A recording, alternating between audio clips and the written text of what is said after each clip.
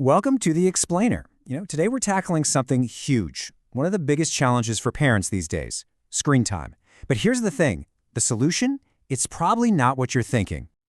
All right, let's just jump right in because this quote, it totally reframes the whole problem. See, the issue isn't that the screen itself is some kind of evil villain. Nope. The real problem is what we call opportunity cost. It's all about what your kids are not doing when they're glued to a screen. So let's start by looking at how the expert advice has actually changed over the years. And more importantly, what are those crucial activities that screens are pushing aside? Okay, this is really interesting. You can see how the official advice has totally shifted.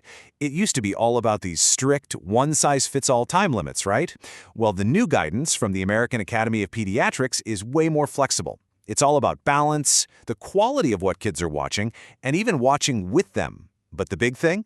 The absolute priority is protecting the really important stuff, like sleep and getting outside to play. But, and this is a big but, there's one really important exception. For the little ones, ages 2 to 5, the experts are still pretty firm on that 1 hour a day limit. And you gotta ask, why? Well, it's because their brains are just exploding with growth at that age. They're literally building the foundation for attention and habits that are gonna stick with them for life. Okay, so if the whole idea is to push out that mindless scrolling, then what do we fill that time with? That's the big question, isn't it? Well, let's build ourselves a toolkit. We've got 6 awesome research-backed ways to do just that. First up in our toolkit, good old-fashioned reading. Now, we might think of it as just a quiet, calm activity, but honestly, it's like a full-on gym for your kid's brain. It's building muscle and imagination, empathy, focus, you name it. And look, the science on this is rock solid. I mean, study after study shows that if you just have books around, if reading is just a normal part of your home life, it has these huge measurable payoffs in language, vocabulary, and even long-term success in school. So how do you actually do it without it turning into a fight every night? Well, here's the secret sauce. Give them some control. Let them pick the book. Who cares if it's a comic book? You can read a page. They can read a page. Get into it. Do the silly voices. Suddenly, it's not a chore anymore. It's just fun. All right, tool number 2, art. And I'm not just talking about making something cute for the fridge. No. Drawing, painting, even just making a giant mess with clay. All of it is a serious powerhouse for building real, earned confidence. And you have to ask, why does it work so well? Think about it.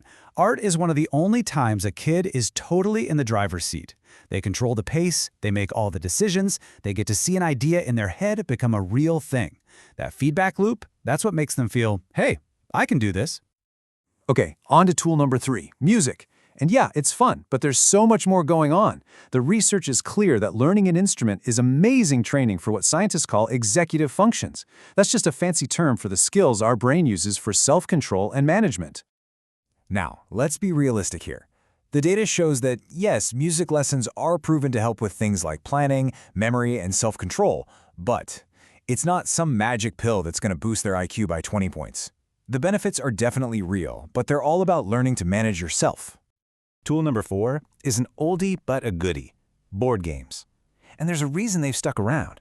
They teach all these crucial social skills that you just can't get from staring at a screen by yourself.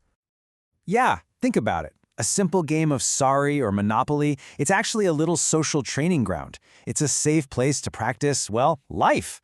Following rules, learning how to lose without having a meltdown, figuring out what other people are thinking. It's all in there.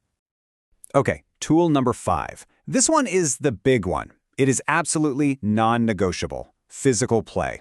Seriously, this isn't just a nice to have. It's fundamental. It's essential. The CDC couldn't be clearer. Kids need about an hour of movement every single day. And the payoff is huge. It gets more oxygen to the brain, which helps with learning. It evens out their moods, it helps them sleep better, it even builds their confidence. It's a win-win-win. And please don't overthink this. This doesn't mean your kid has to be on 3 different travel teams. A bike ride, a dance party in the living room, a half-hour running around at the park after school, it all counts. The goal here is just to move consistently. That's it. And that brings us to our last tool, and it's a super fun one, hands-on science. This is maybe the best way to plug directly into that natural curiosity all kids have about, how stuff works.